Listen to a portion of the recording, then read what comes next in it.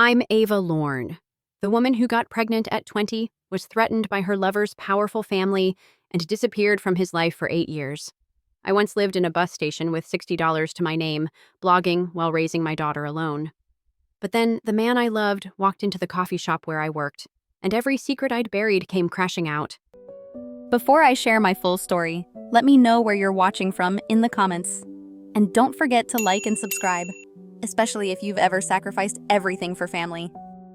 The leaves were turning gold outside Emerson College when I first saw him properly.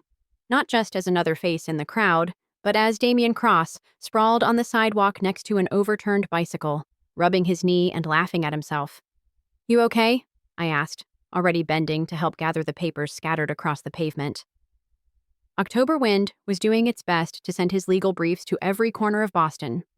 "My pride's more bruised than my knee," he said, and when our eyes met, something shifted in my chest.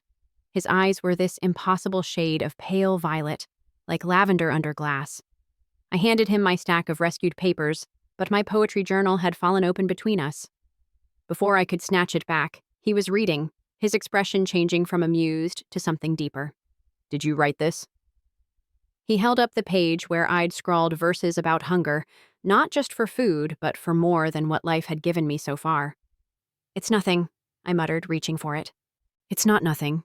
He stood, brushing off his jeans. I'm Damien. Would you maybe want to get coffee? As thanks for helping me." That's how it started. Coffee became lunches, became long walks through Boston Common. He was everything I wasn't. Wealthy, confident, destined for his family's media empire. I was the girl on scholarship, working 3 jobs, sending money home to my sick mother in Ohio. But when we were together, none of that mattered. We'd climb to the roof of my dorm and read poetry while the city lights spread below us like scattered diamonds. He'd bring thermoses of hot chocolate when the November cold bit through my thin coat. I'd help him see that law wasn't his passion. Writing was, just like me. "Run away with me," he whispered one snowy evening, his breath warm against my ear. "After graduation. We'll go somewhere nobody knows the Cross name. Write our own story." I believed him. God help me, I believed every word. The first twist came 2 weeks before Christmas break. I stood in the dingy dorm bathroom, staring at 2 pink lines on a test I'd bought with quarters saved from laundry money. My hands shook so hard I dropped it in the sink. A baby. Damian's baby. I walked to the library in a daze, trying to figure out how to tell him. Would he still want to run away with me? Would his family— "Miss Lorne?" A man in an expensive coat stood by the reference desk. He looked like someone who'd never worried about money a day in his life. "I'm a friend of the Cross family," he said, though his smile was sharp as winter ice. "We should talk about your future." I didn't know it then, but I was already being watched. Photos of Damien and me were tucked in that man's briefcase, kissing on the roof, sharing scarves, his hand on my barely showing belly and the one where my coat had blown open. They knew before I'd even told him. Christmas Eve at the Isabella Stewart Gardner Museum should have been perfect. Damien led me through rooms decked with poinsettias and evergreen, past centuries-old masterpieces, to the courtyard garden where snow dusted the ancient Roman tiles. "Ava," he said, dropping to one knee right there among the flowers that somehow bloomed even in winter. "I know we're young. I know my family won't understand at first, but I love you. Marry me. Come to New York. Let me give you the life you deserve." The sapphire ring caught the light like a piece of fallen sky. I said yes through tears, letting him slip it onto my finger, both of us laughing and crying in the snow. For 1 week, I was the happiest I'd ever been. I told my mother over a crackling phone connection, started looking at apartments in New York, even bought a secondhand wedding magazine circling dresses I'd never afford. Then Marcus Cross summoned me. The restaurant was the kind where they don't put prices on the menu. Damien's father sat across from me, cutting his steak with surgical precision. "You're pregnant," he said. Not a question. My hand went to my stomach automatically. "How did you— I know everything about the women who try to trap my son." He set down his knife, pulled out an envelope. "Inside is a check for $50,000. You'll take it, leave Boston tonight, and never contact Damien again." "I don't want your money." "Then you're stupider than I thought." He leaned forward. "Do you know what I can do to you, Miss Lorne? One call, and your scholarship disappears. Your mother's disability benefits get investigated. That little poetry journal you cherish? I'll make sure no publisher ever touches your work. Damien loves me. He'll what? Choose you over his inheritance? Over his future? Marcus smiled coldly. I've already arranged for him to clerk with a Supreme Court justice next year. You think he'll throw that away for a college fling and a bastard child? The word hit like a slap.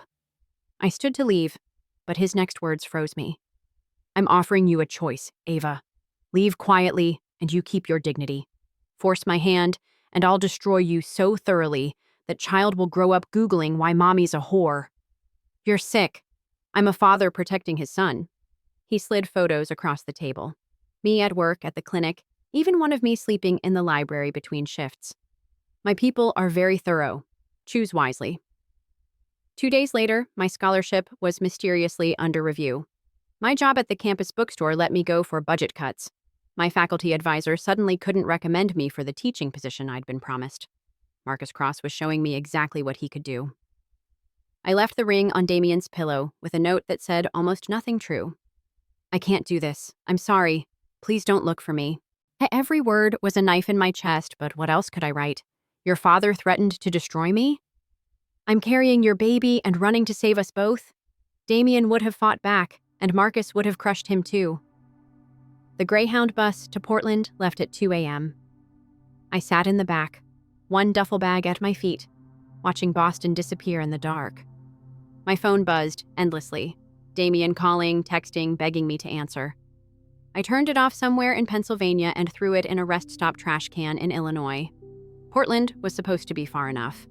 3,000 miles from the Cross Empire, from everything I'd known. I slept in the bus station those first nights, washing up in the bathroom, counting my last $60 like prayer beads. A woman found me there on the third morning, throwing up in the handicapped stall. Honey, she said gently, how far along are you? Her name was Pastor Ruth, and she ran a shelter for women like me, broken, pregnant, alone. She didn't ask questions, just gave me a bed and held my hand when the morning sickness got bad. You're grieving, she said once, finding me crying over my journal. Not just leaving someone, grieving like death. She was right. The Ava who'd believed in fairy tales, who'd thought love conquered all, she'd died in that restaurant with Marcus Cross. What was left was just a body carrying a baby, going through motions of survival. Elodie was born on a rainy Tuesday in July. The nurse placed her on my chest, this tiny, perfect person with Damien's violet eyes, and I broke completely, sobbed until I couldn't breathe because she was beautiful and she was here and her father would never know. What's her name? The nurse asked. Elodie, I whispered. It means foreign riches. Because that's what she was, my treasure from another life, the only piece of Damien I got to keep. I found work washing dishes, then waiting tables. Saved enough for a studio apartment where Elodie slept in a dresser drawer those first months. Started a blog during her naps, writing about single motherhood, about making magic from nothing. Slowly, people started reading. A few dollars in ad revenue became enough for real groceries. My first children's book, The Girl Who Collected Stars, sold to a small publisher who'd found my blog. We were surviving. Not living, maybe, but surviving. 7 years later, our life had a rhythm. Elodie and I lived in a 2-bedroom apartment with houseplants in every window and her artwork covering the walls. She was brilliant, reading at 3, writing poetry at 5, asking questions I couldn't always answer. Why don't I have a daddy? She asked once, coloring at our kitchen table. Some families are different, I said carefully. We have each other. But everyone comes from 2 people. Who was my other person?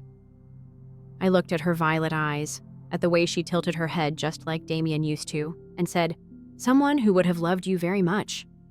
My podcast, Writing from the Attic, had found its audience. Thousands of single mothers tuned in to hear about making art in the margins, about finding beauty in struggle.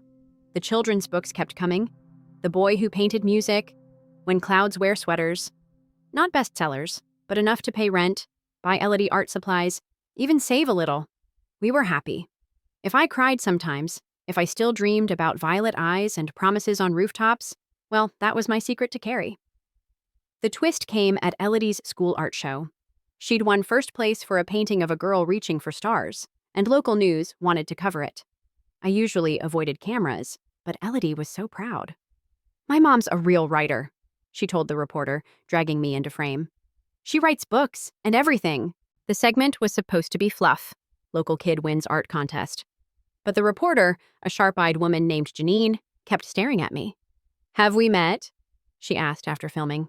You look so familiar. I don't think so. Wait, Emerson College? I was journalism, graduated 8 years ago. Weren't you dating? I have to go, I said quickly, grabbing Elodie's hand. Thank you for covering the show. But I saw her pull out her phone as we left, saw her typing something that made her eyes widen. My chest tightened with old fear. After 7 years, had I gotten careless? Let myself believe we were truly safe? That night, I checked all our locks twice, pulled the curtains tight. Elodie painted at the table, humming to herself, blissfully unaware that our carefully built world might be cracking. Mom? She said, not looking up from her watercolors. That lady kept staring at my eyes. They're weird, aren't they? They're beautiful, I said firmly. Unique. Like Dad's were? The question stopped my heart. What makes you think that? She shrugged, adding purple to her sunset. You only cry when you look at my eyes. Must be 'cause they're like his. 7 years old and already too perceptive. I kissed her head, breathing in her strawberry shampoo smell. Time for bed, baby. As I tucked her in, she said sleepily, I drew our family today at school. You and me and a question mark for Dad. Teacher said everyone gets a dad, even if they don't know them. That's true. Maybe someday the question mark will have a face. I turned off her light, throat tight. Maybe someday. 3 weeks after the art show, I was pulling a double shift at the coffee shop. Portland's rain drummed against the windows, and I was thinking about Elodie's upcoming birthday, whether I could afford the art easel she wanted, when the bell above the door chimed. I looked up from the espresso machine and time stopped.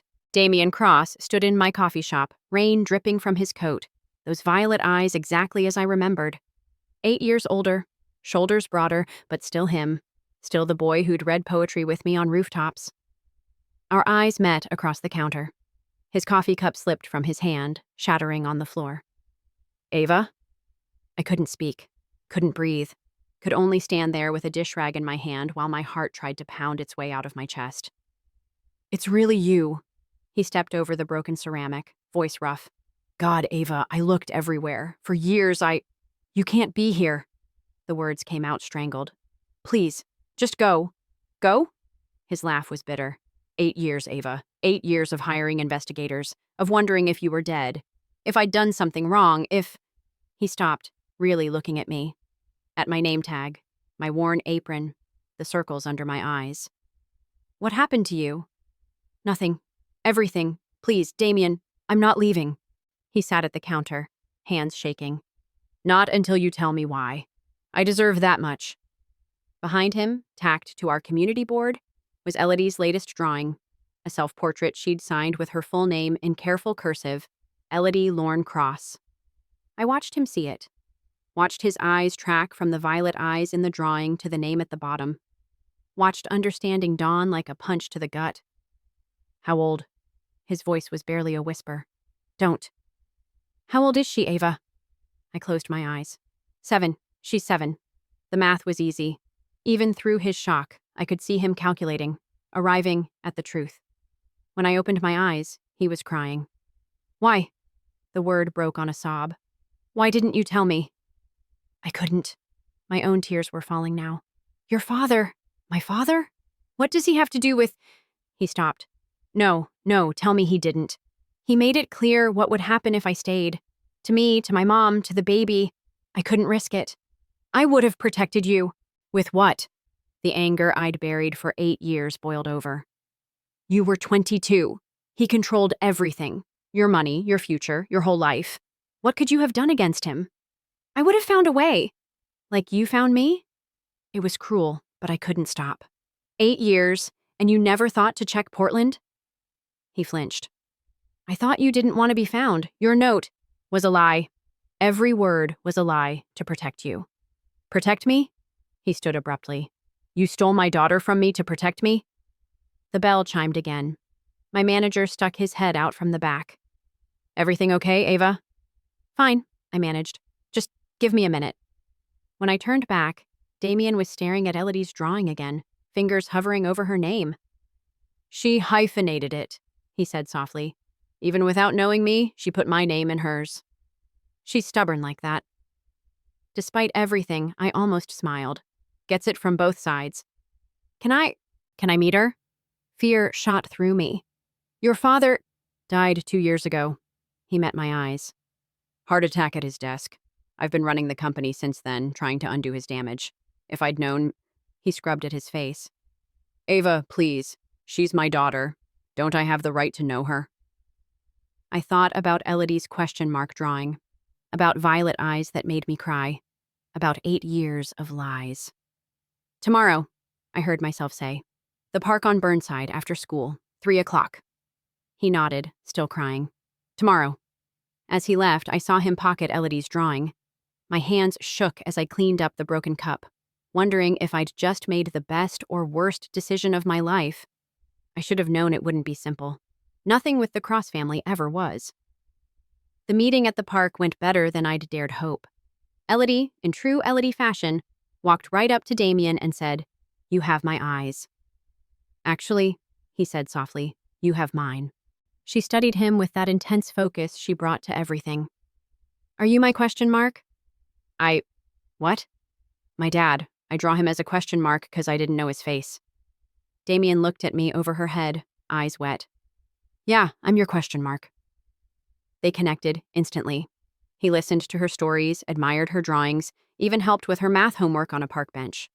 When she fell asleep against his shoulder as the sun set, he looked at me like I'd given him the world. I want to be in her life, he said. Both your lives, if you'll let me. I know I have no right to ask, but we'll figure it out, I said. Slowly. She comes first. For 2 weeks, it worked. Damien came to Portland every few days, building a relationship with Elodie, never pushing for more than I offered. He set up a college fund, bought her the art easel she'd wanted, even came to her school play where she proudly introduced him as my dad, who was lost, but now is found. Then the story started. First, a blog post. The gold digger who trapped a billionaire. Then another. Single mother's long con finally pays off. My name, Elodie's name, splashed across gossip sites with photos from the art show, from the park, even from outside our apartment. Marcus was dead, but his influence lived on. I didn't leak this, Damien said, pacing my living room while Elodie slept. I swear, Ava, someone at the company maybe, or it doesn't matter who. I showed him my phone. My publisher dropped me, said the controversy isn't on brand for children's books. The podcast lost 3 sponsors today. I'll fix this. How? You can't control the internet, Damien. The worst came 3 days later. A letter from Child Services. Someone had reported me as an unfit mother, claiming I'd hidden a child from her father for financial gain, that I was unstable, manipulative. They were opening an investigation. This is insane, Damien said, reading the letter. I'll testify that what? That I did hide her? That I ran away without explanation? I laughed bitterly. Your father trained you well. Even from the grave, he's winning. Don't say that. He pulled me close, and for a moment I let myself lean into him. We'll get through this. I'll hire the best lawyers. With cross money? That'll look great in court.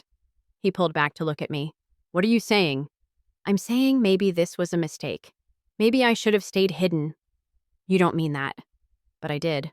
Or I thought I did, until Elodie wandered in, rubbing her eyes. Why are you yelling? She asked. We're not yelling, baby, I said, just talking. She looked between us, then climbed into Damien's lap. Are you going away again? No, he said firmly, arms tightening around her. I'm never going away again. Good, she yawned. I already drew you with a face. Can't go back to question marks now. After I put her back to bed, I found Damien at my computer. What are you doing? Looking for something? He pulled up an old hard drive I'd forgotten about, one I'd grabbed when I left Boston. You said you couldn't risk recording Marcus, but you were always writing, always documenting. Tell me you wrote something, anything, about what he did. I thought about those dark days, how I'd typed frantically in the library after leaving that restaurant, needing to get his words out of my head. Check the poetry folder, I whispered. December 15th. He found it. Not poetry, but a stream of consciousness rant about Marcus's threats, dated and time-stamped hours after it happened. Raw, angry, detailed. This, Damien said quietly, this changes everything. It's not a recording. It won't hold up. Maybe not alone. But with testimony about the timing, the scholarship loss, your job, he turned to me. Ava, we can fight this. We can finally tell the truth. I looked at him, really looked at him. Saw not the boy who'd made promises he couldn't keep, but a man who'd grown into someone who could. Okay, I said. Let's fight. The courtroom smelled like old wood and fear. I sat beside my lawyer, pro bono, found through a women's advocacy group, because I'd refused Damien's money for this. Across the aisle, Marcus Cross's legacy team of lawyers shuffled papers like vultures. All rise. The custody hearing was supposed to be simple. Damien had filed statements supporting me, confirming I'd been a good mother, that he harbored no ill will. But Cross family lawyers had turned it into a circus, claiming I was coaching him, that I'd manipulated him then and was doing it again now. Then my lawyer introduced the journal entry. December 15th, 8 years ago, she read. Marcus Cross sat across from me at Le Bernardin and called my baby a bastard. Said he'd destroy me so thoroughly my child would grow up Googling why mommy's a whore. Those were his exact words. The room shifted. Even the Cross lawyers looked uncomfortable. This is hearsay, one protested. A creative writing exercise, which matches the timeline of Miss Lorne's scholarship being mysteriously revoked, my lawyer continued. Her campus job eliminated. Her advisor suddenly unable to provide recommendations, all within 1 week of this entry. Witness after witness took the stand. Pastor Ruth, who'd found me sobbing in a bus station. My old manager from the diner, who testified about the girl who worked doubles while breastfeeding in the break room. Elodie's teachers, who spoke of a bright, well-adjusted child with a devoted mother. Then Damien took the stand. Mr. Cross, the opposing lawyer said, do you believe Miss Lorne kept your child from you maliciously? No. Despite 8 years of lies? They weren't her lies. His voice was steady. They were my father's. He built a cage of threats around her, and she did what any good mother would do. Protected her child. So you feel no anger? I feel rage, Damien said quietly. At my father. At myself for not seeing it. At a system that let him weaponize his wealth. But at Ava? He looked at me. I feel nothing but gratitude that she kept our daughter safe, even when it cost her everything. The turning point came when they played the video. I'd forgotten about the security footage from Le Bernardin, but Damien's lawyers hadn't. 8 years old, grainy but clear. Marcus Cross, leaning across a table, jabbing his finger at a young pregnant woman who was visibly crying. No audio, but the body language said everything. Your Honor, my lawyer said, this young woman was threatened, stalked, and systematically destroyed by a billionaire who didn't want his son dating someone poor. She fled to protect her child. That's not manipulation. That's survival. During recess, I hid in the bathroom and threw up, just like those first days in Portland. Damien found me there, held my hair back. Almost over, he murmured. You're so brave. I'm not brave. I'm terrified. Brave is being terrified and doing it anyway. He handed me a paper towel. That's what you've been doing for 8 years. The judge took less than an hour. In the matter of custody, she said, I find no evidence of unfitness. What I find is a young mother who faced impossible circumstances with remarkable strength. She looked at the Cross lawyers with barely disguised disgust. I also find evidence of systemic harassment that borders on criminal. This case is dismissed with prejudice. I collapsed into my chair, sobbing. We'd won. We'd actually won. Outside the courthouse, reporters swarmed, but for the first time in 8 years, I didn't run. Miss Lorne, how does it feel to be vindicated? I thought about the question. It feels like my daughter and I can finally stop hiding. What's next for you? Damien stepped beside me, not touching, but close enough that I felt his warmth. Whatever she decides, he said. I'm just grateful to be allowed in their lives. That night, Elodie made us all grilled cheese sandwiches, her specialty, and we ate on the living room floor like it was a picnic. So, are you guys getting married now? She asked, matter of fact as always. Damien choked on his sandwich. I patted his back, trying not to laugh. Baby, it's not that simple. Sure it is, she interrupted. You loved each other, had me, got separated by the bad grandpa, found each other again. That's like every fairy tale ever. Next comes happily ever after. Stories aren't real life, I said gently. She looked at me with those violet eyes wise beyond her years. Mom, our whole life is a story. Might as well write a good ending. Out of the mouths of babes. 1 year later. Mom, you're going to wrinkle your dress. Elodie fussed over me like a tiny wedding planner, adjusting the simple silk gown I'd chosen for the beach ceremony. And Dad keeps crying. Make him stop. Happy tears don't count, Damien called from outside the tent, voice thick with emotion. I laughed, catching Elodie's hands. Baby, remember your job? Read my poem before you say the mushy stuff.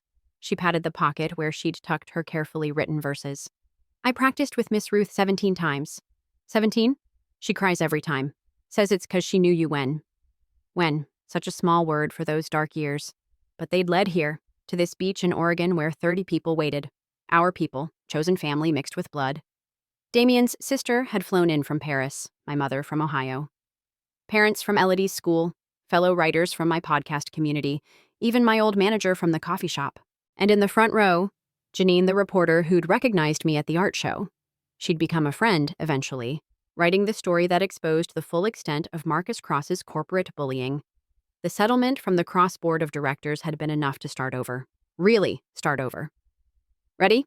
Pastor Ruth poked her head in, beaming. Your young man is about to wear a hole in the sand from pacing. I touched the locket at my throat, new, with pictures of all three of us.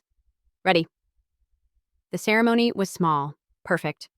Elodie read her poem about question marks becoming exclamation points, about lost things finding their way home. There wasn't a dry eye on the beach. When Damien and I faced each other, he took my hands with the same wonder he'd had that day in the park.